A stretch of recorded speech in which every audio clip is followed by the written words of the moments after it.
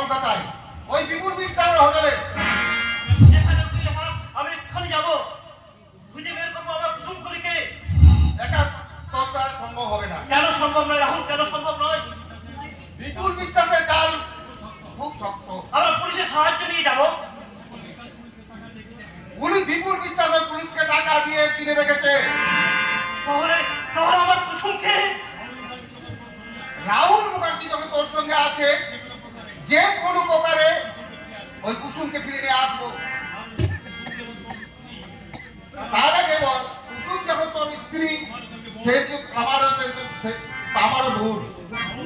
রাহুল, এই বোনকে উদ্ধার করতে আমি তোর সঙ্গে সংগ্রামে আছি। এখন যত তাড়াতাড়ি সম্ভব আমাদের কলকাতা রওনা হতে হবে। मत घबराए बाबूजी, काबुल का कबलियाला सर का बच्चा सर रहमत खान আপনাদের সাথে আছে। রহমত তুমি? কুসুম আমার বেটি আছে, আর বেটিকে শয়তানের ডেরা থেকে উদ্ধার করতে আমি আমার জান লাগিয়ে দেবো বাবুজি। দেখো দেখো আকাশ, একজন বিজেপি বিধর্মী কুসুমকে উদ্ধার করতে এগিয়ে এসছে, কিন্তু আমাদের সহধর্মী ওই আত্মীয়রা কুসুমকে শত্রুর হাতে তুলে দিয়েছে। এটা শুধু আমাদের লজ্জা নয়, আমাদের বাঙালি জাতির লজ্জা। वो बात छोड़िए बाबूजी, चलिए जल्दी चलिए, देर होगा तो बात मुश्किल होगा। কিন্তু ওই বিপুল বিশ্বাসের ডেরা। আমি জানি, আমি জানি। মুরাল সাহেব, হ্যাঁ, তোমরা তোমাদের বোনকে উদ্ধার করতে পারো, আর আমি আমার দিদিকে উদ্ধার করতে পারি না। নিশ্চয়ই পারি। জহরের আগুনে পড়ে তুই এখন খাঁটি সোনা হয়ে গেছিস মোনালিসা। দাদা, আর এক মুহূর্ত দেরি করা ঠিক হবে না দাদা। তাহলে ওই শয়তানটা দিদির অনেক বড় ক্ষতি করে দেবে।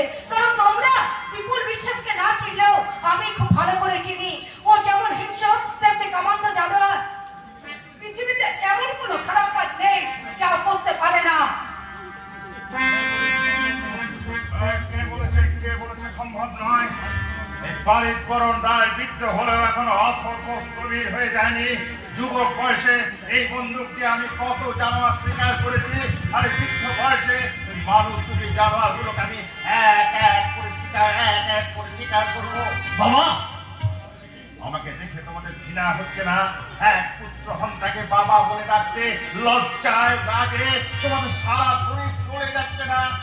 না, আপনাকে দেখে সবাই মাথা নত হয়ে যাচ্ছে। কারণ যার কাছে